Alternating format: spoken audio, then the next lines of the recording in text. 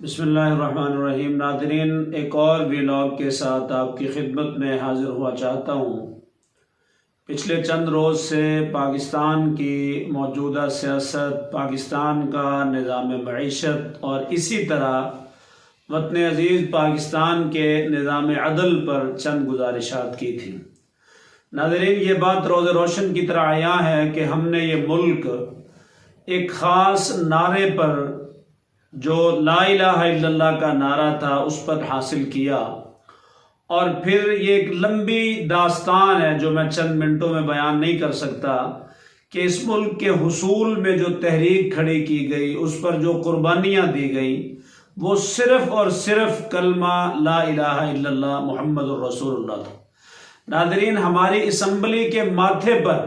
لا الہ الا اللہ بڑے واضح طریقے سے لکھا ہے، لیکن افسوس اس بات پہ ہے کہ آج تک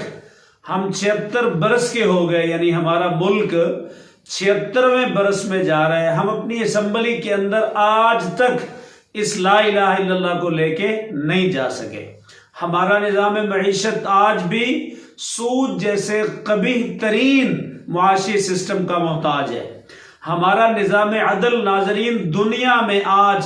129ویں نمبر پہ کھڑا ہے۔ ہمارا نظام تعلیم آپ کے سامنے ہے، ہمارا تھانہ، ہماری کچہری، ہمارے جملہ امور آج کس قدر جو ہے نا وہ ایک فرسودہ قسم کے نظام، اور ان سے ایک فرسودہ قسم کے نظام کی بدبو آتی ہے۔ سو ناظرین، اس کا میں یہ سمجھتا ہوں، اس کا ایک ہی حل جو ہمارے پاس موجود ہے۔ کبھی بھی آپ مایوس نہ ہوں، آپ کے پاس آپ کے جملہ امور کا حل موجود ہے۔ 8 فروری آپ کے سر پہ ہے، الیکشن ڈے ہے، باقاعدہ اس کو اناؤنس کر دیا گیا ہے۔ اگرچہ الیکشن کو ملتوی کرنے کے لیے بہت کچھ کیا جا رہا ہے، لیکن اس وقت نظر یہ آ رہا ہے کہ 8 فروری انشاءاللہ الرحمن پاکستان میں الیکشن ہونے جا رہے ہیں۔ تو ناظرین، یہ آپ کے پاس، یہ میرے پاس،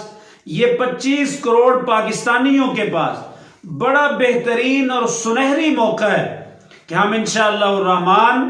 اپنے حکمرانوں کا، ان لوگوں کا جنہیں ہم لاکھوں کی تعداد میں ووٹ دے کے اسمبلیوں کا ممبر بناتے ہیں، ہم اچھے لوگوں کا انتخاب کریں، خوبصورت لوگوں کا انتخاب کریں، دیندار لوگوں کا انتخاب کریں۔ سو ناظرین، میں عرض کر رہا تھا کہ ہمیں بہترین لوگ، دیندار لوگ اور دین کا فہم رکھنے والے ایسے لوگوں کو انشاءاللہ الرحمن اپنی اسمبلیوں میں، حکومت کے ایوانوں میں انشاءاللہ بھیجنا چاہیے، تاکہ کل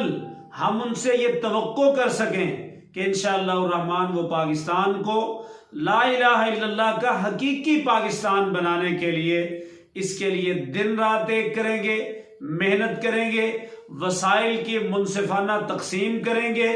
عام آدمی کے حقوق کا تحفظ اور اس کی پاسداری کریں گے، اور انشاءاللہ الرحمن اس ملک پاکستان کو